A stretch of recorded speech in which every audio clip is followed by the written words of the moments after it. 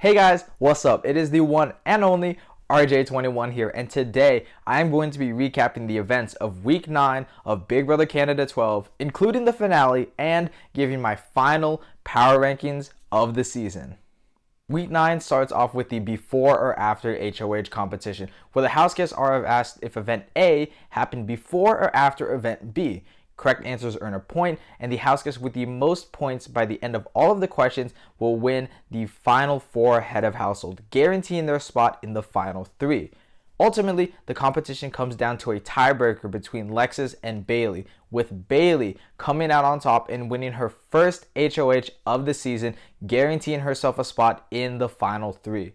Bayleigh takes Todd to Wendy's, and they both come to the conclusion that Anthony needs to be taken out this week because of how good of a social and strategic game he has been playing throughout this entire season. However, Bayleigh wants to maintain her end of the deal with Anthony, considering the fact that Anthony did not put Bayleigh up on the block when Anthony was HOH. So, at the nomination ceremony, Bayleigh chooses to nominate Todd and Lexus, with Anthony as the primary target.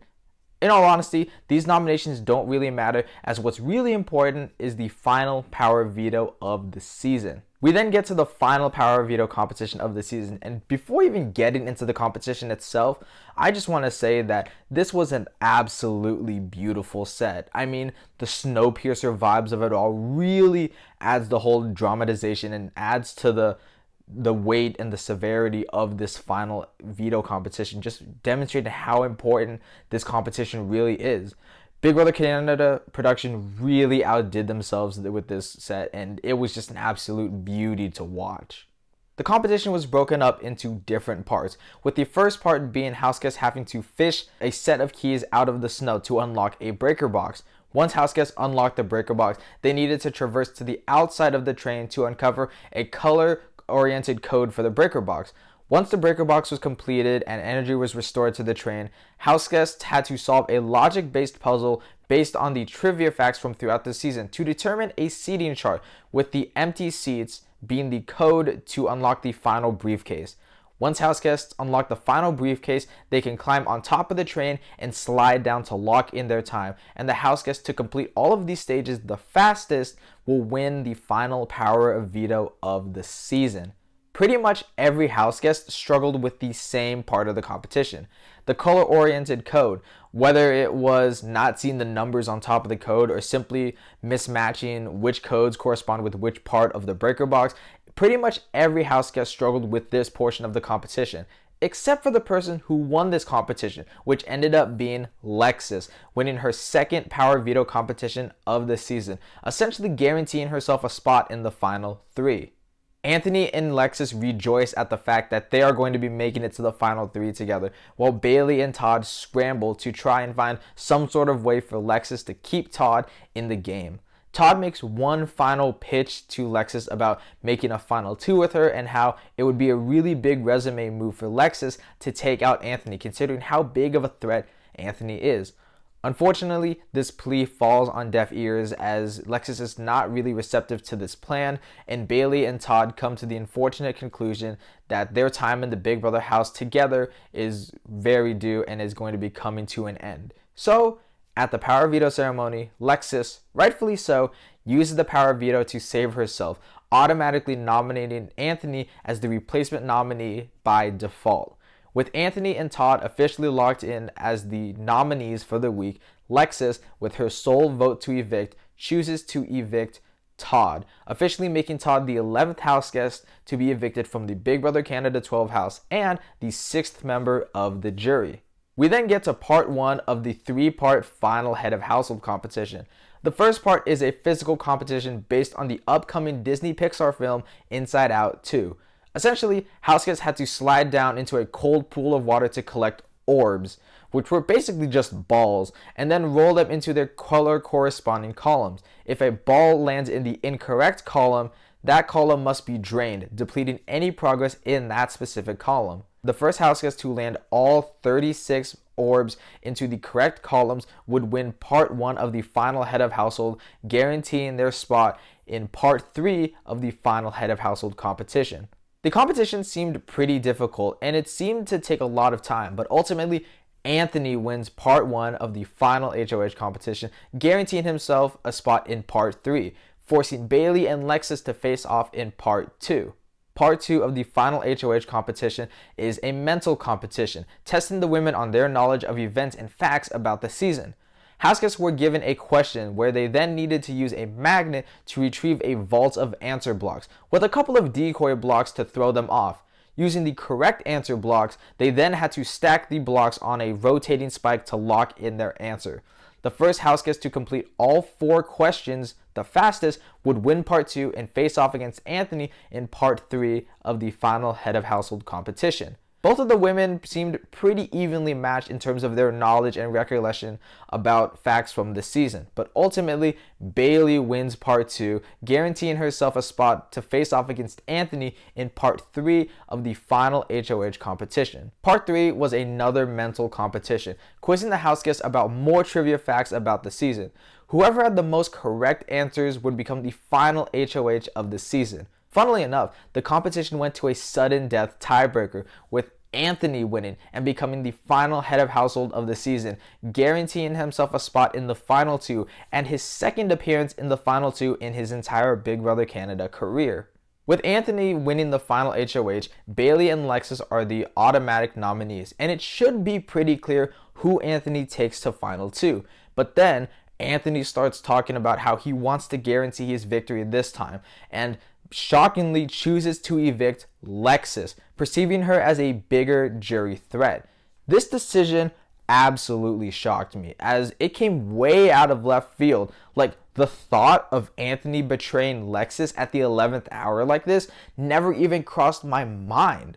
Like, I thought Anthony was going to be loyal to Lexus, but apparently not. However, as it turns out, Anthony made his decision to evict Lexus, officially making her the 12th house guest to be evicted from the Big Brother Canada 12 house and the 7th and final member of the jury. Surprisingly enough, the pre-jurors got to join the jury members for the jury questioning portion of the finale, a stark contrast to what happens in Big Brother US, so that was definitely nice to see. The jury members all gathered together to ask their questions to Anthony and Bayleigh, with Bayleigh getting a lot of questions about her gameplay to fill in any gaps about her strategic game, while Anthony got a lot of questions about his false loyalties in the game, wanting him to own up to all of the backstabs and betrayals he made to nearly everybody on the jury. After the jury questioning, Bayleigh and Anthony made their final pleas, with Bayleigh talking about how she was authentically herself and how she never compromised who she was as a person for this game, but rather catered Big Brother to her standards and her personality, becoming the big sister and queen of the house. While Anthony's speech focused heavily on the gameplay aspect of Big Brother, honing in on the strategic dominance he displayed over the entire season, and highlighting how he was never nominated for 2 consecutive seasons because of how perceivably good his social game was. Now, before the jurors cast their votes as to who should win and be the winner of Big Brother Canada 12, it is revealed who Canada's favorite house guest is, and it's revealed to be Todd. And I'm really happy Todd won this, as while Todd is definitely not the most savvy player in the world, Todd was definitely a very entertaining character, and he provided so many funny moments throughout the entire season. It was an absolute treat to see his character really evolve and really blossom as the season progressed, and it was just a really fun and gratifying moment to see him win Canada's favorite house guest.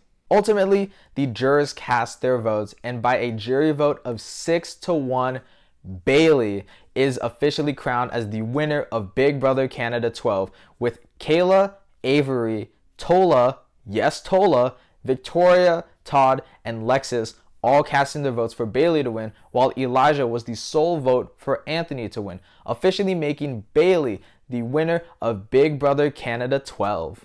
Now it's time to get into the final power rankings of the season. At number 4, the person who came in 4th place, we have Todd.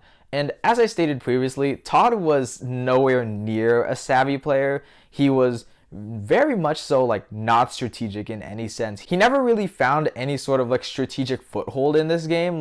He was really not dependent on his strategic game in any sense. In the beginning of this game, he was really just a coaster. He was simply just another body in the house that was just kind of existing and seeing like how things went. Like there was literally jokes made about how little Todd knows about the game. Like it was a reoccurring joke that Todd just doesn't know Big Brother Canada as a whole whatsoever. Like that was the running gag of the season about Todd. So it's pretty fair to say that Todd really didn't know much about the game, and he didn't really seem to gain like a really like nuanced grasp of the game as the season progressed, but he definitely did understand like the fundamentals of it more as the season progressed. So that was definitely fun to see. As a character, he was so funny. I mean, intentionally or not, Todd was absolutely hilarious. I mean, I'm always going to remember helicopter, helicopter. Like, all of that stuff is just so funny. It's so great. And Todd was just such an amazing character to see evolve throughout the entire season. He definitely was a personality that needed time to really marinate and really, like, cement itself within, like, the roots of the season to really see his personality. Like, he definitely needed some time for his character to really develop, as if he was taken out pre-jury, he definitely would have been just like a forgettable character, maybe somebody like a Matthew. But still, I'm really grateful that Todd stuck around for as long as he did, with him just becoming a very entertaining character and him all of a sudden winning 3 vetoes back to back to back in that end game and making himself a really big competition threat coming into the late stages of this game. Like, that came out of absolutely nowhere, and that was really fun for him to see. So overall, I'm just really happy to see Todd on this season. I'm just really happy to see what he was able to do on this season. Do I need him to come back? It might be a little bit too early to say, but you know, he's such an entertaining character. If he were to come back, I wouldn't necessarily mind. But he didn't make it to finale night, and he was cut just short, making him here at number 4. At number 3, we have Lexus. And I was shocked Lexus got evicted here in 3rd. I thought she was going to be like the final 2 GOAT, dragged by both Bayleigh and Anthony to the end, and they would easily win against her. But to see her go home in 3rd, like, that was super shocking. Like, I was so surprised by that. Like, I feel like I can't express in words enough how shocking it was to see Lexus go home at this point. Like, Lexus shouldn't have gone home at this point. Like, she wasn't going to win a jury vote anyways, so why would you even vote her out? Now, to be fair, there has been some talks from the jury that the jury was apparently so bitter against Anthony that they would have granted Lexus the win, which is honestly super crazy to me considering how very little Lexus appeared to have done in the game as a whole, and the fact that the jury just was so bitter against Anthony that they would have granted Lexus the win over Anthony is definitely a bit concerning. But I don't really want to diminish Lexus's game like that, because the way the jurors talk about Lexus's game is really negative, and they make it seem like she did very little to anything. And while yes, Lexus didn't do as much in the game as people like Bayleigh or Anthony, that doesn't mean Lexus did nothing. Like, to sum up her game as being like, oh, she cuddled up to Matthew and then she cuddled up to Anthony, like, that's so disrespectful. Like, Lexus played the game. Like, you should not be disrespecting Lexus like that. Like, she was actively being targeted by the women in hot chocolate for such a long time, and the fact that she was able to outlast all of them is a testament to how good of a social game Lexus has in terms of diminishing her threat level and building allies who want to keep her around in this game. So Lexus should not be undermined like that as a player. Sure, she might be a bit more passive, but to say that she did nothing, that's absolutely ludicrous, and like, that is such an unfair assessment of her game. I do think Lexus is more catered towards Big Brother US rather than Big Brother Canada, as Big Brother Canada, as we've seen in the past, really does want to see people who make big moves, people who make flashy moves, people whose games are more out in front rather than something that's a bit more behind the scenes, a bit more laid back. And I think Big Brother US definitely caters more to that sense, as Big Brother US juries typically respect that type of gameplay more so than Big Brother Canada. But unfortunately, Lexus was playing Big Brother Canada, and given the overall makeup of the jury and her overall game as a whole, she was pretty much not going to win any sort of jury scenario in any like meaningful sense. So that's why Lexus was unfortunately never going to win the game, which lands her here at number 3. At number 2, ironically enough, we have Anthony, Dougalicious, the Poutine Poppy, the Lord of the North, whatever whatever other nicknames he has, because he has like 1.5 million of them. But it's honestly really, really upsetting to see Anthony lose. Not necessarily because like Anthony deserved to win or anything like that, but just seeing how much that this game meant to him and how much winning this season meant to him, you know? This season was really about him gaining his redemption for last season, and considering all of the issues he had coming into this season with his mom's health issues, with him losing his job of 14 years, and him losing his brother slash best friend, like there was a lot weighing on his mental health coming into this game. So you could tell how much it meant for him to come into this game and to win and to rectify his game mistakes that he made back in Big Brother Canada 7, and to hopefully bring some positivity into his overall really negative mind state of right now. And it's really upsetting to see just how deflated he was. Like, it seemed like everybody in the finale was against him. Like, the audience was not even cheering whenever Anthony would get a question right. The jury wasn't even paying attention to him during both his jury questions, answers, and his final speech. Like, the jury was interacting more with the audience than Anthony.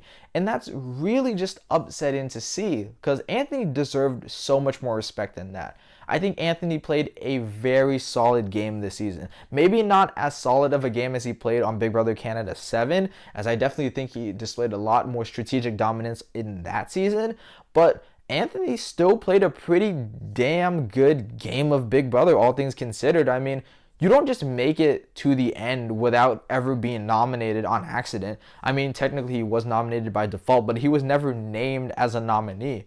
Like, you don't just do that by accident, you know? Like, there is some skill involved in that sense, and that should not be downplayed at all. However, I think Anthony was basically drawing dead after his HOH. I think after evicting Victoria, there was pretty much no way he was ever going to win the season.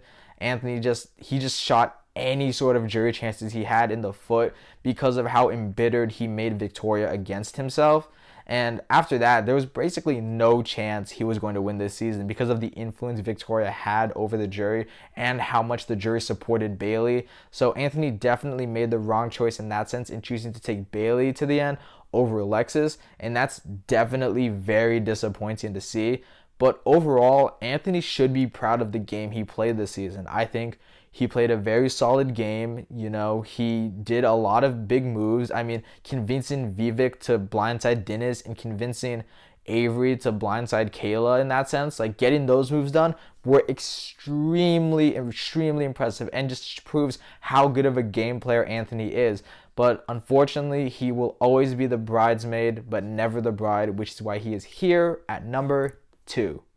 At number 1, the winner of Big Brother Canada 12, we have Bayleigh. And if you told me in the preseason that Bayleigh was going to be the winner, I would say you're crazy. Bayleigh definitely had such an unlikely and such a tumultuous road towards the end that it was really satisfying seeing her get this W, to get this win for everyone, to become the first woman winner since Big Brother Canada 6 is very, very impressive. And I'm glad that it was Bayleigh, considering how crazy of a road she had to her win. I mean, she gets blindsided in week 2 and loses her number 1 ally in Donna. She's the primary target by Vivek in week 3, and then is the backdoor target by Elijah in week 4. So Bayleigh's pre-jury game was so rocky and it was so shaky, and she was made such a blatant target in those moments so early on in the game. So it was really difficult to see any way in which Bayleigh was able to escape that. However, the bonds that she maintained with key power players in this game,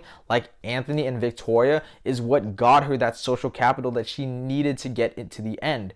Whenever I say like, oh, this player needs to improve on their relationships, or oh, this player needs to really gain more social capital, Bayleigh is that primary example of what I'm talking about. She was able to recognize that she wasn't in an optimal position and was able to position herself with other players who were in a much better position than herself, gaining her a lot more leverage and a lot more trust in the game. And that's why they wanted to keep her around for so long. I have no idea where Anthony got the perception that Bayleigh was a easier beat than Lexus. I really can't imagine like how Anthony was able to perceive that, but the fact that Bayleigh was able to diminish her threat level that much to the point where Anthony is like I can beat Bayleigh over Lexus, somebody who has done very little in the eyes of the jury. Like, the fact that Bayleigh was able to do that is very impressive. And then her final speeches were just very solid, talking about how she's the queen, and the queen is the one who always needs to be moving around the chessboard, making the big moves, while the king stays back and does nothing. Like, that was the cherry on top that solidified her win. And I'm honestly so glad that Bayleigh won. I mean, she is not only just an interesting player, but she's such an entertaining character. She was always delivering on all fronts, and she was consistently entertaining throughout the entire season. And while the season did seem like a bit of a steamroll from the All-Stars in Anthony and Victoria, it's so satisfying seeing a newbie pull it out. And for it to be Bayleigh, you know, I can't really ask for more. And I'm really happy to say that Bayleigh is our winner, and she will sit here forever at number 1. Overall, this season was an absolute roller coaster ride. There was definitely a lot of concerns about the dominance that the All-Stars were going to have over this season, with how many advantages and inherent, like, structural advantages that they got in the beginning of this game. It was definitely concerning, as people really thought that the All-Stars were just going to dominate everything, and it seemed like that in the beginning of this game. But for this finale to turn out the way that it did, with Bayleigh coming out on top, beating Anthony, giving Anthony his second place finish, and for the first time in Big Brother Canada history, a newbie beating a veteran in the final 2, it was honestly so entertaining to watch, and it was just so satisfying and so gratifying to see Bayleigh, this person who was underestimated in the beginning of this game because of how emotional she was perceived, to see her come out on top and prove everybody wrong, and prove that you can be loyal in this game, and that you can authentically be yourself, and you don't have to compromise your character in order to become the winner of Big Brother. It's just really, really entertaining to see. Did Bayleigh play the most dominant strategic game in the world, where she was controlling and manipulating everybody? No, of course not. I don't even think she did that the most on this season in particular. But Bayleigh coming out on top as the victor of this season was just such a gratifying end to this season. And it really is poetic seeing how the All-Stars came into this game perceived as, oh, they're going to be the final 2, but for them to just collapse at the very, very end and fumble so hard to allow Bayleigh to prevail as the ultimate winner, it's I don't think you could really ask for anything better than that. It was just so great to watch it all unfold, and I'm really happy with the overall outcome and layout of this season. But those are just my thoughts. Leave your thoughts in the comment section down below. Be sure to like, subscribe, and share with your friends if you have any of those, and I will see you all in the next video. Peace.